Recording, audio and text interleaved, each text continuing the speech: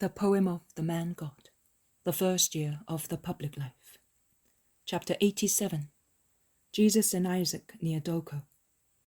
Departure towards Esdraelon. 25th of January, 1945. And I tell you, master, that humble people are better. The ones I addressed either laughed at me or ignored me. Oh, the little ones at Jutta. It is Isaac speaking to Jesus. They are all in a group, sitting on the grass on the riverbank. Isaac seems to be giving a report on his work. Judas intervenes. In an exceptional case, he calls the shepherd by his name. Isaac, I am of your opinion. We waste our time and lose our faith dealing with them. I am giving it up. I will not, but it makes me suffer. I will give up only if the master tells me. For years I have been accustomed to suffering out of loyalty to the truth. I could not tell lies to get into the good graces of the mighty ones.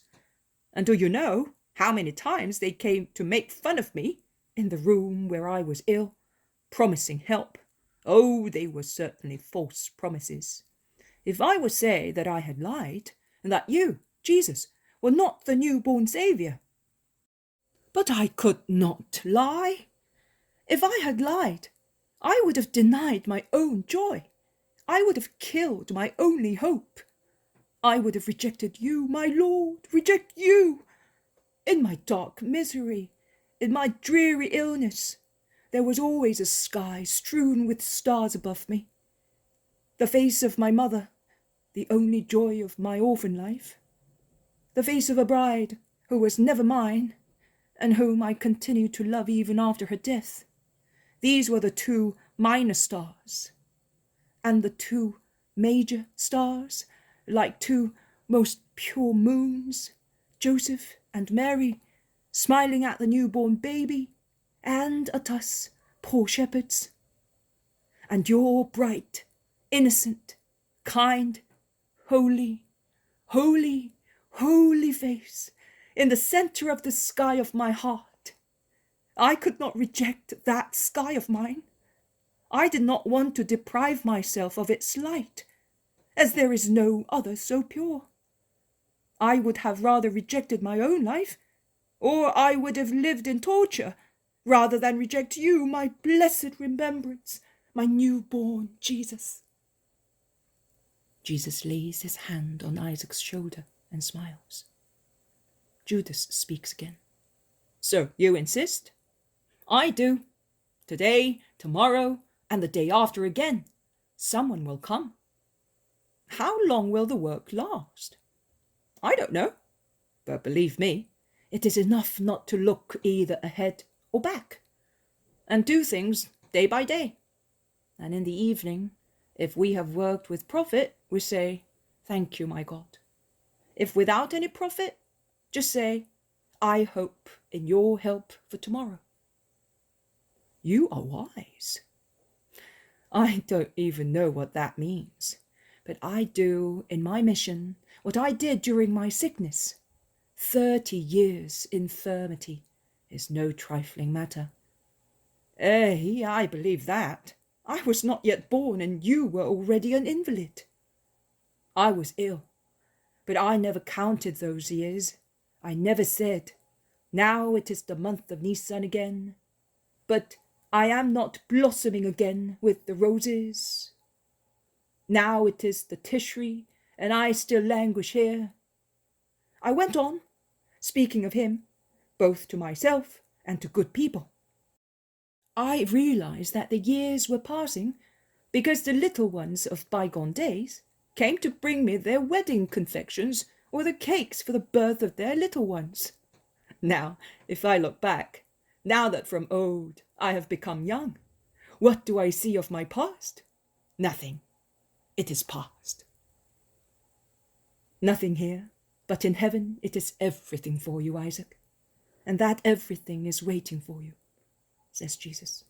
And then speaking to everyone, you must do so. I do so myself. We must go on, without getting tired. Tiredness is one of the roots of human pride, and so is haste. Why is man annoyed by defeats? Why is he upset by delays?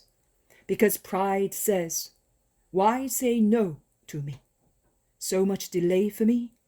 This is lack of respect for the apostle of God? No, my friends. Look at the whole universe and think of him who made it. Meditate on the progress of man and consider his origin. Think of this hour which is now being completed and count how many centuries have preceded it. The universe is the work of a calm creation. The Father did not do things in a disorderly way, but he made the universe in successive phases. Man is the work of patient progress. The present man, and he will more and more progress in knowledge and in power. And such knowledge and power will be holy or not holy according to his will. But man did not become skilled all at once. The first parents, expelled from the garden, had to learn everything, slowly, progressively. They had to learn the most simple things, that a grain of corn is more tasty if ground into flour, then kneaded and then baked. And they had to learn how to grind it and bake it. They had to learn how to light a fire, how to make a garment by observing the fleece of animals, how to make a den by watching beasts, how to build a pallet by watching nests. They learned how to cure themselves with herbs and water by observing animals that do so by instinct. They learned to travel across deserts and seas, studying the stars, breaking in horses, learning how to balance boats in water, by watching the shell of a nut floating on the water of a stream. And how many failures before success? But man succeeded, and he will go further. But he will not be happier on account of his progress, because he will become more skilled in evil than in good. But he will make progress. Is redemption not a patient work? It was decided centuries and centuries ago. It is happening now, after being prepared for centuries. Everything is patience. Why be impatient then? Could God not have made everything in a flash? Was it not possible for man, gifted with reason, created by the hands of God, to know everything in a flash? Could I not have come at the beginning of centuries? Everything was possible, but nothing must be violence, nothing. Violence is always against order, and God, and what comes from God, is order. Do not attempt to be superior to God. But then when will you be known? By whom, Judas? By the world? Never. Never? But are you not the Saviour? I am.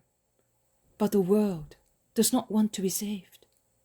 Only 1 in 1,000 will be willing to know me, and only 1 in 10,000 will really follow me. And I will say even more. I will not be known even by my most intimate friends. But if they are your intimate friends, they will know you. Yes, Judas, they will know me as Jesus the Israelite. But they will not know me as he who I am. I solemnly tell you that I will not be known by all my intimates. To know means to love with loyalty and virtue.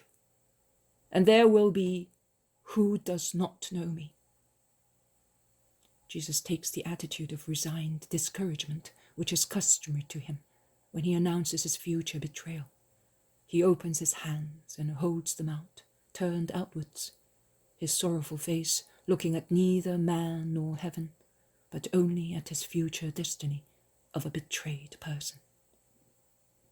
Do not say that, implores John.